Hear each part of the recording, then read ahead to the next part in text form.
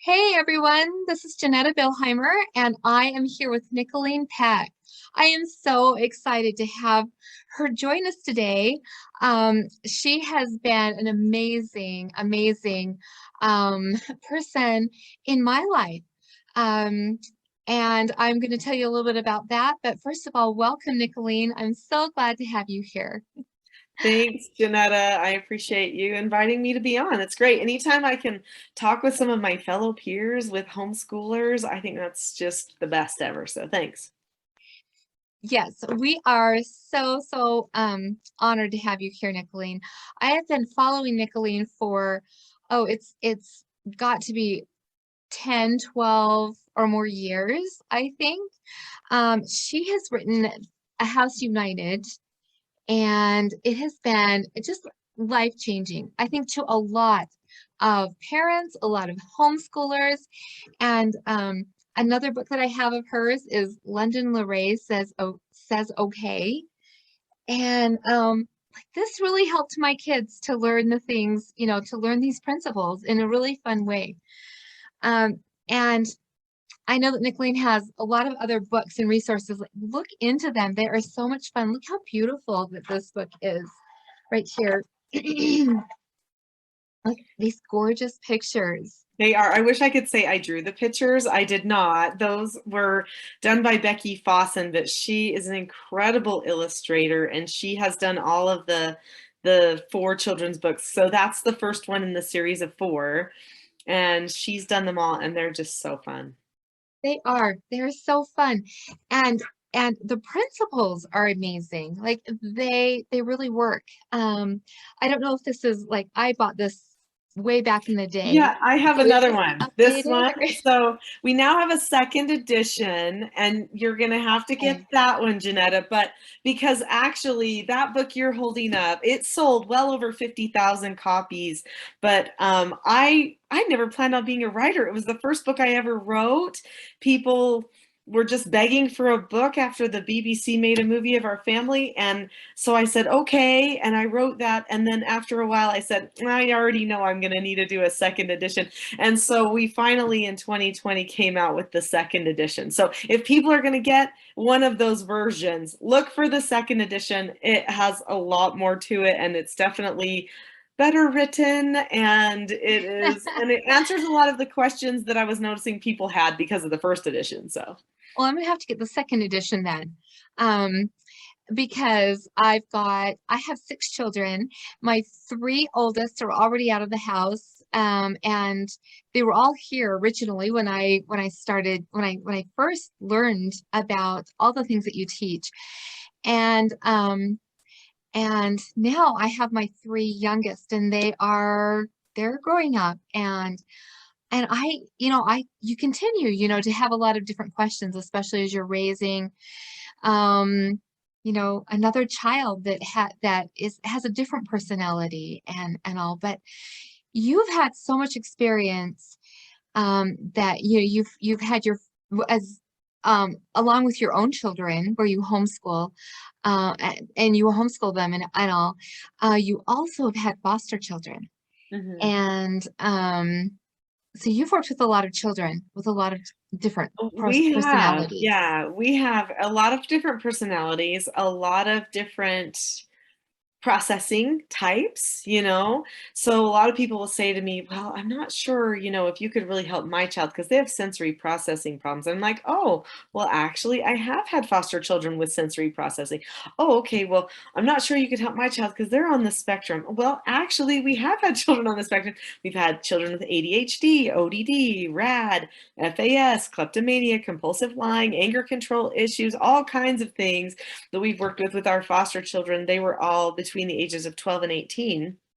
And so a lot of people like that I have so much experience with older children too, because I think that's, even though younger children are difficult, I think people when they get older and the older children start pulling away from them, they think, oh, okay, now what do I do? How do I fix this and overcome this breach, that we have? So anyway, we can add a lot of insight there. But yes, I've raised my children this way because I started taking in the troubled teens when my two oldest were just babies. They were 1 and 3. And then, I've raised all 4 of mine as well as many, many foster children at the same time. Yes, because what do you do when maybe you haven't been doing this since the beginning, right? And with them, and the trees are easier to bend when they're small, and to get standing up straight and doing what they're supposed to be doing. And sometimes we find that the trees are leaning a bit, and now as they're getting older, and how do what do you do if you Mhm. haven't been doing it all along? And Yeah, if you are working on creating that certain product, so I don't like to call children a product, but in the end, that is the main product that comes out of our home. We can start businesses in our home, we can make food in our home, we can do service out of our home, but honestly, the greatest product that ever comes out of any of our families or homes are the children that are produced there and who they become in the world. And honestly, every great nation knows that the nation's history hinges on what's going to happen with the next generation of people. And so really we are creating history in our homes. It's very powerful what we're doing. And so people do say to me all the time, okay, well, this is great if I would have started way back when, but now what do I do? Because I already have a child that's older. So the things that I'm going to be sharing today on this interview can be applicable to parents no matter what age your children are, because we want to make sure that we're laying the foundation if we have little ones.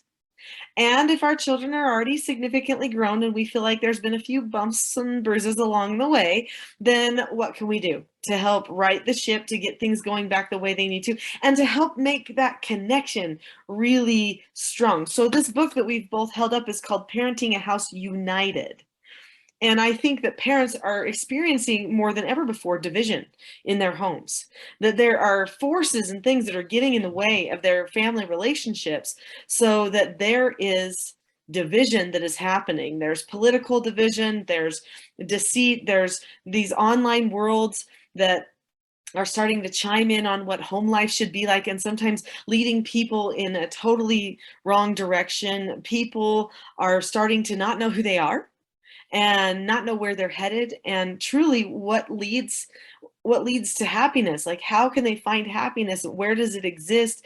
Does it exist in some selfish state? Because that seems to be where people are headed. The answer is obviously no, right? But the family is an integral part of that recipe for happiness. And what we do in our homes with our relationships actually develops the identity for our children and leads them toward who they are supposed to become. So this is a big part of learning self-government. And that's what I call it. In our home, we call it self-government, that we're all learning how to govern ourselves. So the parents, self-government, the children, self-government. That way we're not emotionally dumping on each other all the time. Even though we understand feelings and emotions and we talk about things a lot, we aren't abusing each other and vomiting emotionally on each other all the time just to satisfy our own cravings on the inside. Instead, we're being more wise, we're self-regulating, and we are implementing the principle of self-government in our lives. yes, and I think, sometimes you just feel like you're competing with the world for your child, because there just really is, like you say, so many things out that there that are trying to pull them away. And that's what we're going to be talking about today, is how to stop my child from pulling away from me now and later. And I've noticed, and then how self-government comes into play in helping our children to do that. And I've noticed that you and your grown daughter have a beautiful relationship, and that she helps you with with teaching these principles even. hmm Yes, she does. So you're talking about Paige. Paige is my second child. She's 23 right now. She's actually expecting her first baby, so I'm going to be a grandma. Oh, I know, congratulations. I'm so Yay. excited. Anyway, she and I How do a podcast exciting. together. She has actually been a certified teaching self-government teacher since she was 18 years old. And so she's Oh, been teaching people for a long time. She even has nannied in people's homes where she's taught them all of this and everything. And so she does do a lot of mentoring. She's been around. She's been to a lot of homes with me and has seen a lot of things over the years.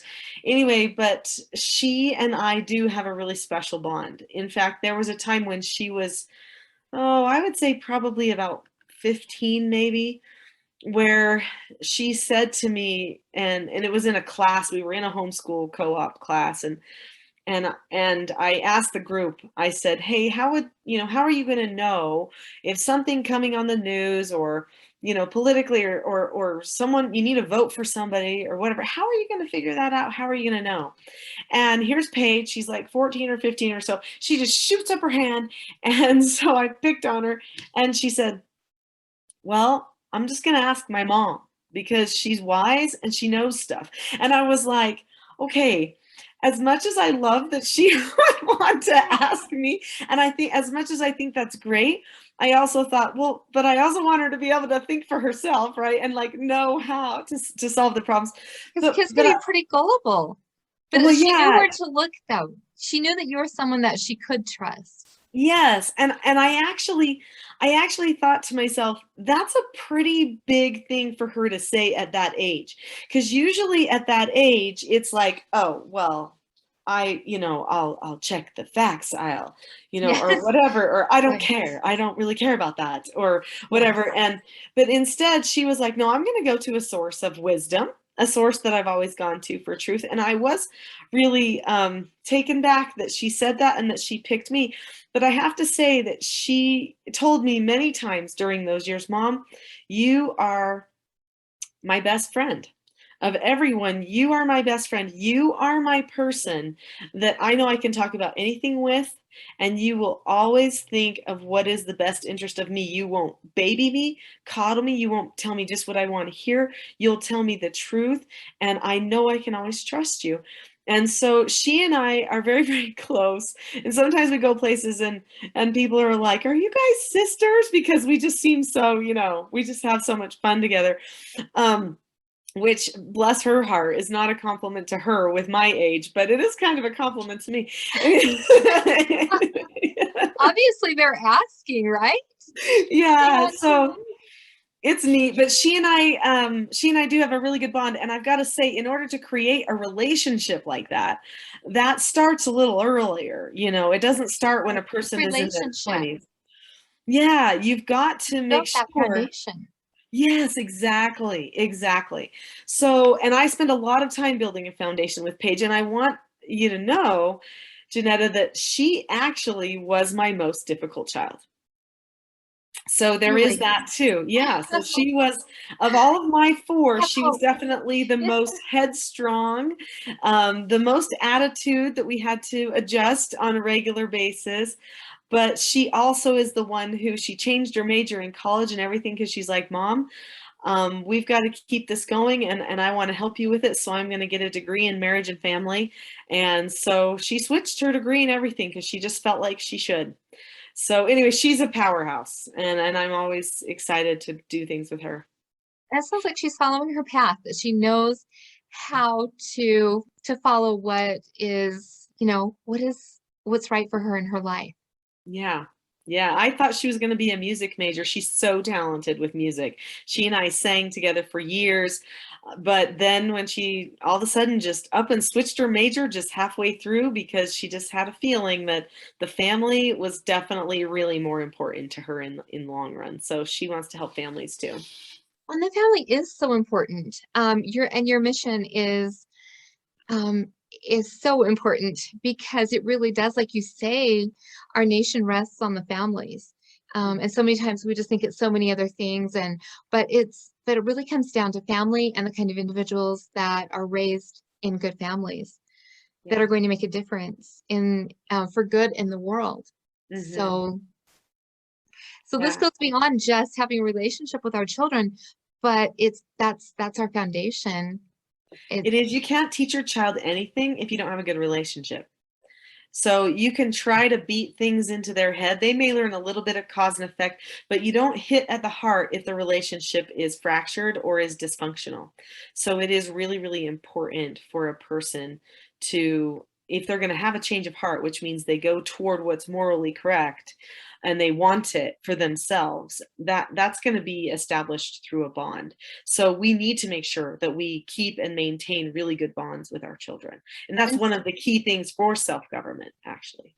and so you did that with each of your foster children too. You developed a bond with them, Yeah. Oh, well, right? obviously, yeah, I had to. Otherwise, if I didn't help them have a change of heart, then we would just be doing behavior modification. And behavioral modification has its place and it's good, but I wanted them to have something more than that. I wanted them to want a different type of a life path entirely, not just learn how to stay out of juvenile detention, you know?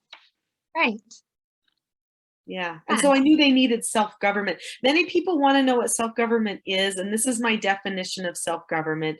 Self-government is being able to determine the cause and effect of any given situation and possessing a knowledge of your own behaviors so that you can control them. So what that means is you analyze yourself regularly and you are totally fine with making adjustments in your own life and seeing where you go wrong so that you can get toward where you want to go. So it's all that honesty with yourself and in your relationships and in your communication. It's a very emotionally healthy and strong type of way to live. So Nicholeen, can you explain maybe some of the the steps to get children to agree in a positive way? Like, London Luray says okay. How do you Sure. get them to just to do that? Sure. Okay. So Because that this is goes to one of the magic, things right? that I definitely wanted to share today. So I do have 5 tips that I wanted to give everybody today for how to keep their children from pulling away from you. And we've been kind of touching on a few of those, but you're hitting one of them, which is we absolutely have to have a common language for problem solving. Okay, so that's really important. So we need to have skills in place that everybody understands, because otherwise we're going to try to get creative. And once you start thinking, how do I creatively handle this? Then what you're doing is you're trying to find a way to manipulate usually. And that actually makes a power struggle happen. And so even though we think, well, every situation's different, every child's different, but there are principles. And the thing about a principle is eternal. A principle lasts forever. A principle is non-changing. So if you have skills that are actually principles, then you can use them across the board for all kinds of situations. So there are 4 basic skills that we teach. And in that book you were showing, London Luray Says Okay, that's one of them. That is the skill, following instructions. But there's also these other books there. And With each of your children in them, right?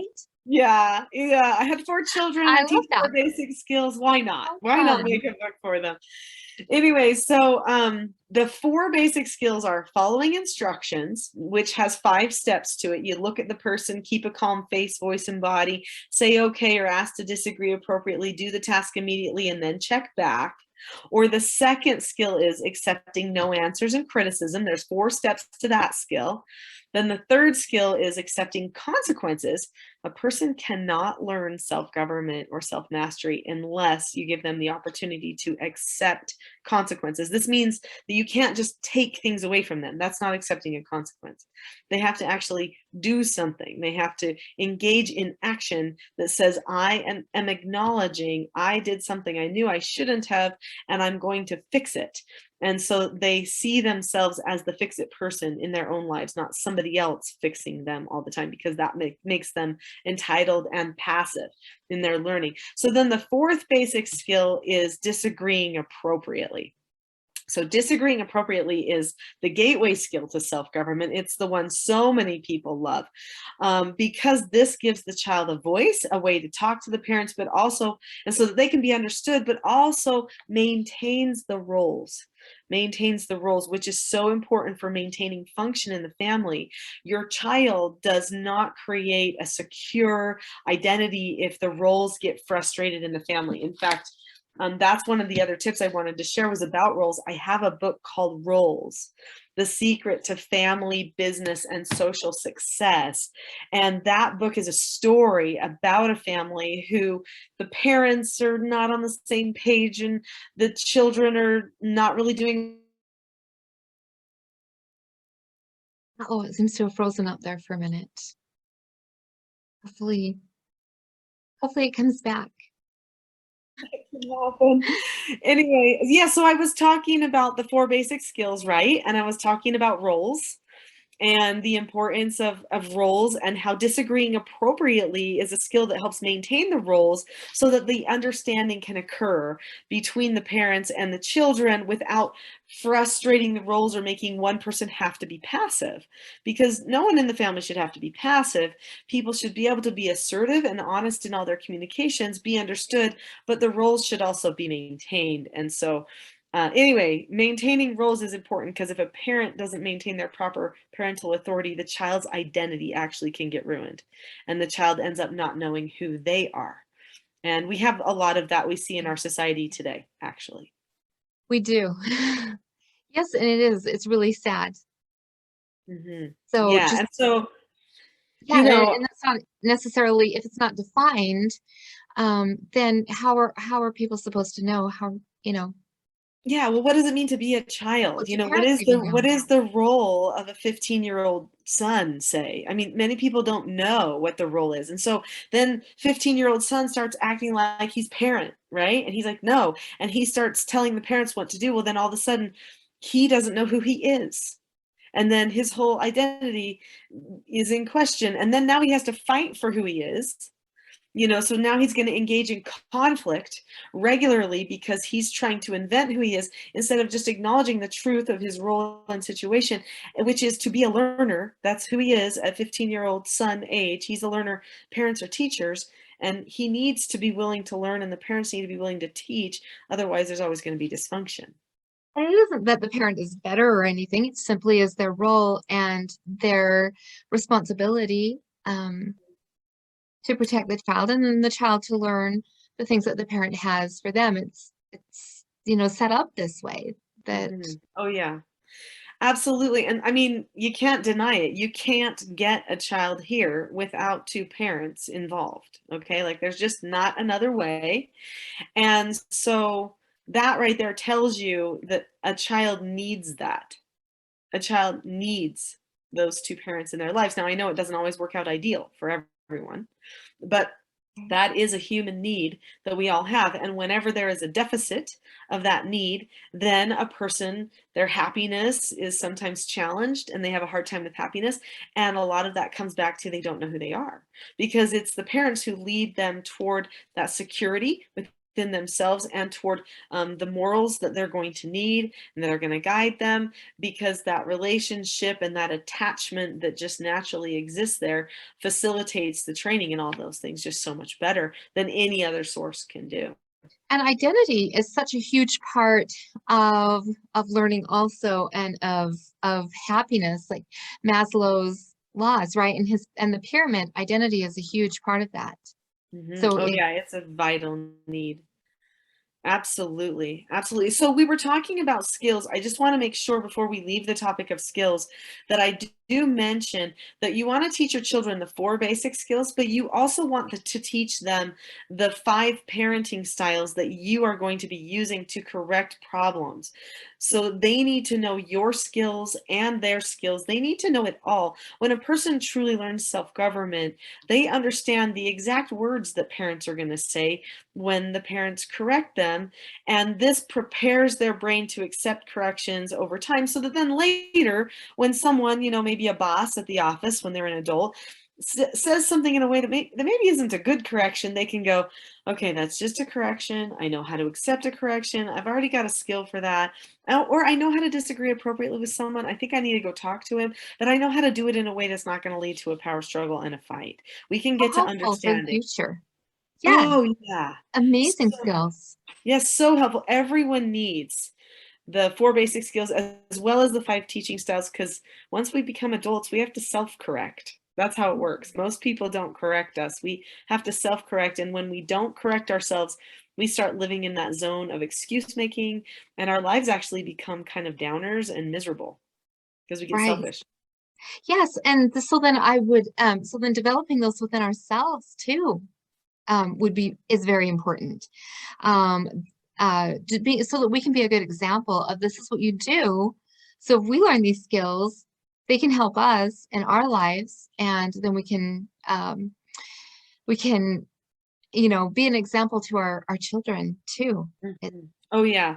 If we don't do it too, they won't stick with it. We are the biggest social influence in the lives of our children.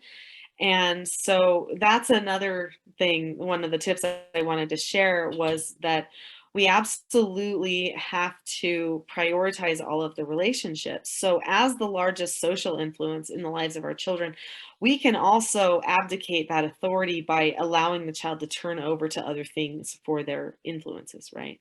So, we can say, well, you can watch TV all day, or you can be on your device all the time, or you can sit in your room and isolate and not have to talk to family, or you can, be with friends all the time and not develop good bonds with your family. We actually can put them in front of other people all the time. The schools we pick, or the influencers that come into their lives, we get to choose that. And so, I mean, and it's that's a big heavy weight that's resting on us. So we say yes or no ultimately. And then right now, at least, currently in the United States, they still have to follow what we say. There are some countries in the world who have adopted a CRC, which is the Convention on the Rights of the Child, which was a UN thing that actually have taken away some of those rights for parents to say, no, you can't be on those devices and stuff. But here in the US, we still have that right. And we need to make sure that we use that to protect our children, because no one else is going to watch out for them except for us. And we need to make sure that we maintain the primary influence in their life. And we have to do that by creating those lasting bonds. So we've got to be careful with the other influences that are around them. Right. There's definitely a reason for parents and and to teach these things as parents to our kids. Mm, yeah, for sure. Absolutely. And I think in order to do that, that brings me to another one of the tips that I wanted to share today. In order to do that, we've got to have good communication with our children. So we need to have good, open communication. A lot of times when people hear me talk about the four basic skills, I think in their minds they get the idea that I'm shutting everything down, that I'm not allowing a child to have communication, that somehow I'm saying you should be seen and not heard and go do what you're supposed to do. And that's couldn't be further from the truth. Couldn't be further, because when a family does not have to get caught up in power struggles over simple day-to-day things all the time, like making the bed and getting the math done and whatever. If you don't have to have power struggles about all those kinds of things every day, then think of what you can talk about. Think of how much time you have to really talk about meaningful things. So, what we do is we have problem solving language in place that helps us solve those little everyday problems so they don't take very much time. And then the rest of the days we talk and we discuss. And we do this very deliberately. Parents would be fools if they just wait for their child to accidentally like talking to them, because you know what? That doesn't usually happen. Okay. Your child's not going to accidentally just go, oh, my parents are the best people on the planet and I'm going to tell them everything and they're going to be my confidants. You have to develop that over time. So if your child is already to that place where they don't really want to open up to you and they don't want to talk to you, then what you really need to do is you need to make sure that you deliberately say, we are going to have regular talk times. And even if the child sits there and stares at you, and that's okay. You can say, I know it can be awkward at first, but don't worry. We're just going to have this, 20-minute time every single week. And I know that we can figure out the things that we need to say. And you can just sit and stare at each other. You can talk about anything under the sun. Don't lecture your child. Don't spend your time lecturing. Just really like ask questions. And after a while, they'll think, oh, wow, I'm really not going to dissuade mom or dad from doing this. So I guess I better say something. And then they start realizing what they say didn't bring on a lecture, but it brought on understanding. And then that makes a huge difference, right? And then when they do have a problem, you can say, well, let's talk about what your options are for that. And then you can take them into something else I teach, which helps develop that prefrontal cortex, which is called SOTAs. It's a type of a problem solving exercise that you can go through with children to help them solve their own problems in a way that is super productive for them. So anyway, you want to have good open communication. And you should be having it all the time, like every day, all the time in the day. Discuss the things you're learning with school, but also make sure you schedule regular meetings. So we have family meetings, couple meetings, but we also have individual mentor meetings with our children every single week. And these are special meetings just with the parents and the child, where they make plans for their academic goals, their social goals, their personal goals, their religious goals. They do everything that they need to in order to keep themselves going in the direction that they know is best for their future and their relationships and their self-government. And how amazing to be able to have that kind of conversation rather than just, ones that just leave you feeling defeated. Like why not have amazing conversations every day instead? Mm-hmm. And I think that helps kids feel safe too, that they know that things are going to be positive um, in your interactions. Yeah, this really brings me to the last tip that I wanted to share today, which is to not take things personally. So when a person is going to create an environment where everyone learns self-government, it takes a certain type of a tone or feeling, and then a certain type of a structure. Okay. And so we've been talking about some structural things like meetings and like skills and making sure that we understand the roles and those kinds of things and prioritizing our time and who gets to do what. These are structural things.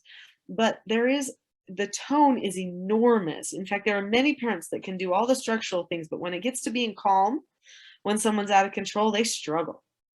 And so this goes to not taking things personally. That means that you have to accept, oh, that person made a mistake. I can accept that. You know what that's called? It's called accepting a no answer as a parent. Okay. So you're going to drop the subject about it, and then you're going to move to what words they need, the correction they need or something, but you're not going to take it personally because they're not perfect yet. They're not going to be perfect yet. In fact, I told myself years ago, I'm not creating perfect children because that's impossible. In fact, that defeats the whole purpose of childhood. What I am creating at my house is joyful adults who know what their mission in life is and can't wait to fight for it and have solid relationships with God and family. Now that I can create because that's in the future. That's a certain type of adult. And sometimes even when they get to young adulthood, they vacillate a little bit and they're not quite there yet, because Even a the little bit world. longer. Yeah, I mean, it can take till their prefrontal cortex is fully developed, which can sometimes be in like the mid 20s when somebody finally gets full development of their brain and they go, wait a minute, why am I hanging out with those guys? Wait a minute, why am I wasting my time on that? And all of a sudden everything comes back together. But I do think that when you train up a child in the way that they should go, and I mean gently training, okay, but with firmness and principle, when you train a child in the way they go, that there is a time when they will come back to them, whether it's in their mid 20s or in their mid 80s, I don't know, but there's a time it never leaves them. What you did with them becomes part of their identity, which is why you need to be so deliberate.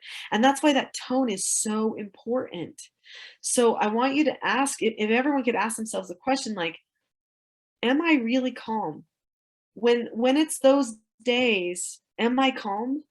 And if not, what do I do? What am I doing when it gets to be those big moments that I wish I didn't have, I wish they didn't happen? What is it that I do? Do I yell?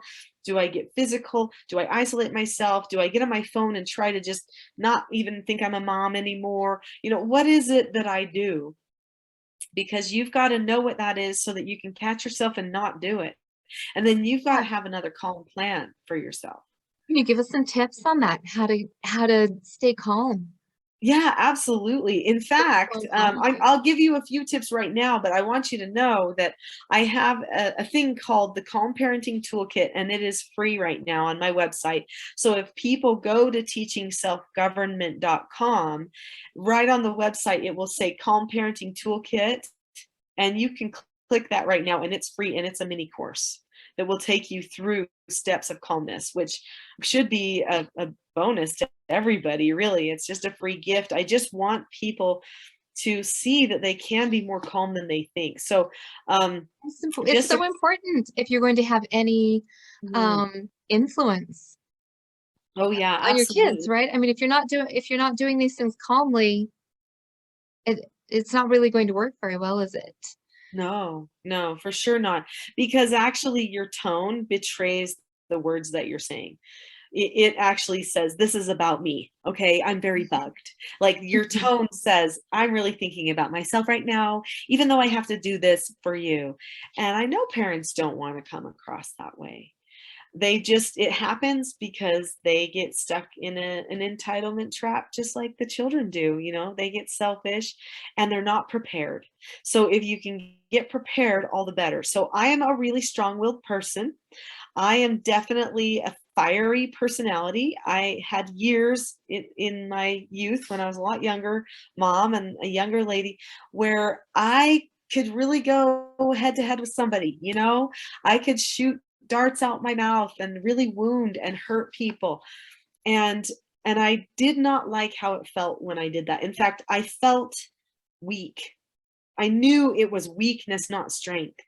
It was fake because I had to process it for too long afterward. I had to replay my words in my head again and again afterward. When you're doing stuff like that, you are trying to use false power. But when you speak with truth, usually you just can move on and know that was enough. That was sufficient. And so I had to train myself, had to stay in that realm of truth and speaking truth and acting according to truth instead of manipulation. And so I trained myself to analyze me. Okay.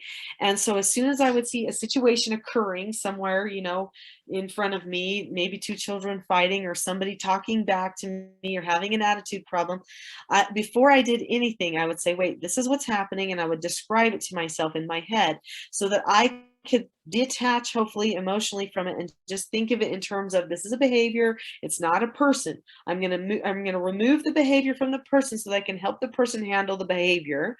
And then I would analyze myself and I would say, okay, am I calm? And I knew what my calm body positioning would be, what my calm voice would be. So I would get my body language and my voice in the right place. And if I wasn't calm, I had a special calm plan that I would follow through with. That could take me maybe 5 or 10 minutes to get So myself calm. watching your own body language, you started to realize that you weren't calm. And is that what you're saying? So then you had a plan of what to do. Yeah, if for some reason I asked myself, am I calm? And the answer was, no, you're not.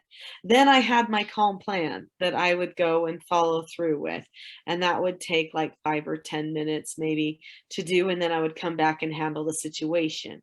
I don't usually That you have to don't do fall that. into yeah, so usually you don't, so you wouldn't have to fall into to the yelling that moms feel so bad about doing or whatever, Mhm, because you're able to just take care of it mhm. beforehand. Yeah, Be- as exactly. you're realizing that it's happening, that it doesn't just come out. Yeah, so I prepared myself to have the skills that I needed so that it was like a pre-teach for me.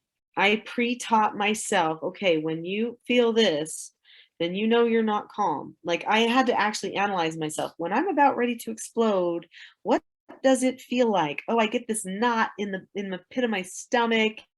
And I know that at that point, I have to go and get calm and get rid of that knot. Otherwise, I'm going to say something I should not say. And I know it. I'm going to get selfish. And so you have to analyze you. Do you clench up? Does your neck get tight? Do your teeth clench? Do you start pointing and leaning in at people? Like, what is it that you do? You need to know that so that when you're almost to that point, you can stop yourself and say, you know what, I'm going to go and do my calm plan. You're going to help your children develop a calm plan too, right? And we can help you with that, but you're going to go do your calm plan. Then you'll come back and follow through on the exact skills that you told your children you would when you correct situations so that you don't say those things that popped into your head at the very beginning. And so anyway, that is, I mean, if you can create a little plan for yourself, and I have ideas on how to do that. So if you go to the Calm Parenting Toolkit, there are 10 tools that I give you that you can use to help you with calmness. And we don't have time to go into all those today, but Go there and absolutely get that people can learn. free offering. Wow. Yeah, yeah, and there's And so many I'll things. link it down here so that you'll have Nicoleen's website right there that you can just go right to. Okay, good. And there's I have a YouTube channel that's full of YouTube videos if people want to watch YouTube videos about Are. things. And I've got a podcast called the Teaching Self-Government Podcast. So the YouTube channel is called the Teaching Self-Government YouTube channel as well. So you can look any of those things up. You can find so many things.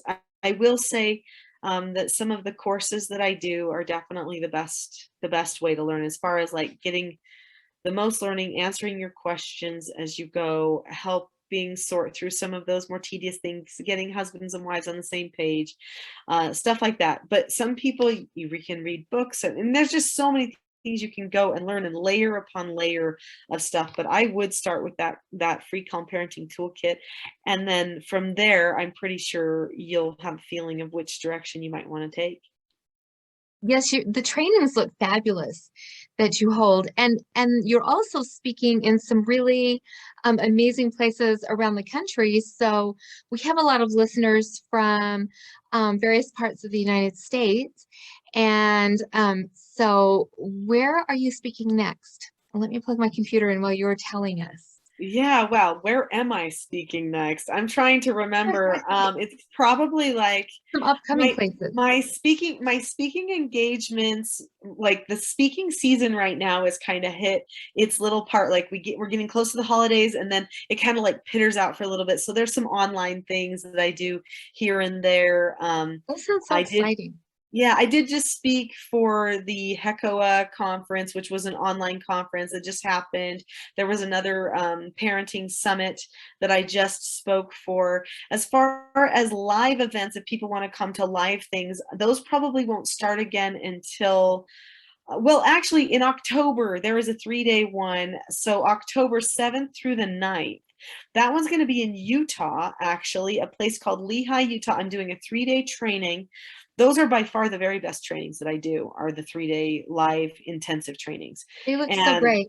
they're the best at getting husband and wife on the same page. They are absolutely amazing. And they right now that training still has an early bird pricing. So you can, check that out also on the Teaching Self-Government website.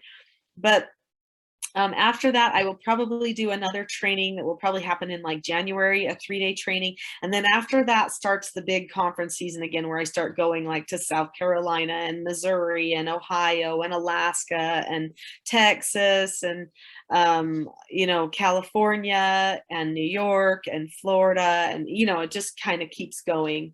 If you live Yeah. in any of those places, it's possible that Nicholeen might be coming to to somewhere near you Yeah. in Watch the great homeschool conferences. 2022.